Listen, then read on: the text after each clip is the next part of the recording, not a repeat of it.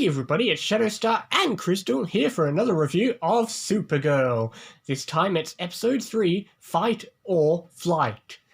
So, we start off obviously where the last one left off, with Cara getting an interview with Cat Grant. Yeah. Which, I suppose is a scene that sets off the whole episode. We get the interview, she asks some basic questions, and the other question I ask is, she asks like 4 questions, gets one topic, how can she write a whole article about that? That doesn't make any sense to me. I don't know, she finds things to talk about.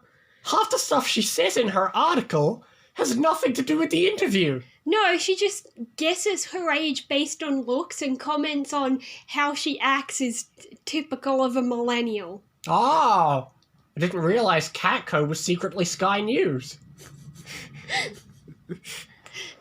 Sorry, if you're American, Fox News would be a good equivalent. Anyway, we do have some comedic scenes when she's trying to write the article, though. Yeah.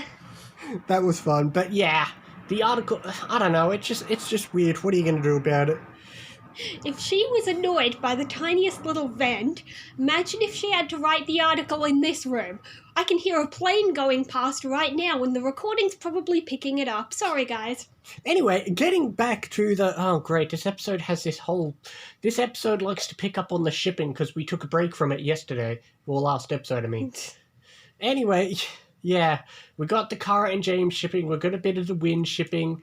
Oh, great. Cara's going to start to be like Barry. Oh, no. The person I like is with somebody. We already did this plot on the Flash. Except that she's got 2 people that she could be with. Exactly. Go be with Win. He's single. But no. You ignore the perfectly valid person and chase after somebody you can't have and you've got no chemistry with. What an idiot you are, Cara. Yeah. Win would be pretty good with her, but... Oh, well. So you can... She wants James, and James is with someone. Yeah, that happens. It doesn't. Give it time. Anyway, we've got that stupid... But, I mean, to be fair, James is with somebody called Lucy Lane, sister of Lois Lane. Everyone knows that. Yeah. Which... That's interesting to think about now that we eventually get to see Lois Lane one day. Yeah, we did see Superman in person, basically just from the back though, which further cements my idea that originally they were not planning to have Superman really in the show. Yeah, like I said, they either weren't allowed to or they weren't planning to, at least for the first season. Yeah. Because obviously, like in the pilot... They just got a guy to wear the costume. Yeah, they don't really have a cast Superman yet. Which is fine, it's Cara's show for now, which I suppose is the theme of this episode. Is it Cara's show? Because the whole episode is about, oh, don't call for help. Oops, I called for help. But in the end, she still defeats the dude. But the stupid part is that when Maxwell Lord is on TV, he said, oh, the person who rescued me, Superman. No, Cara went in and rescued him. Superman rescued Cara. But we do get a new character, Maxwell Lord. I suppose he did have a quick appearance in the previous episode, but this is his real first episode, I suppose. Yeah. But yeah, we get Maxwell Lord, an interesting character. We have our first, as we said last episode, we have our first non-alien villain. Oh yeah, that's kind of interesting. And also no appearance from Astra or anything of that nature. Oh yeah, true. They're taking a break. They're taking a break so we can just deal with the other stuff, but...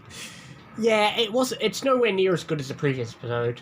Yeah, definitely. That's why it felt a bit dull, it's okay, it's just we just had a good one. Yeah, and, I mean, hey, this episode's filled with shipping and not the good kind. This episode has, we have this drama of Cara being moody because she can't defeat Reactron and everyone's blaming and everyone wants to credit Superman and all that stuff, and I don't know, it just comes off as annoying in some ways. Yeah. This episode does continue the Arrowverse tradition of somebody says a word and it gives them an epiphany. Chernobyl. They say a word, it gives them an epiphany of, oh, now I've got an idea.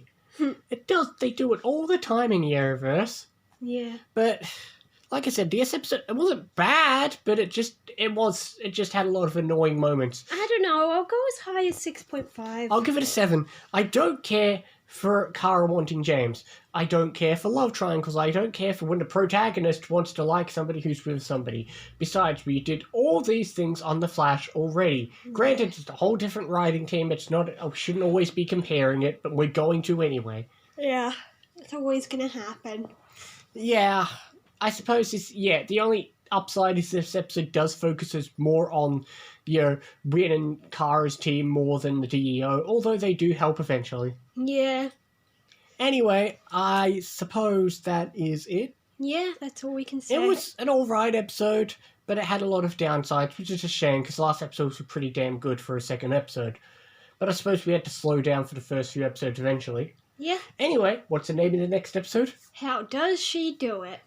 Alrighty. We'll get into an interesting fact about that being the next episode eventually. But anyway, we will see you next time for more Supergirl and other things as well. See you next time, guys. See you next time.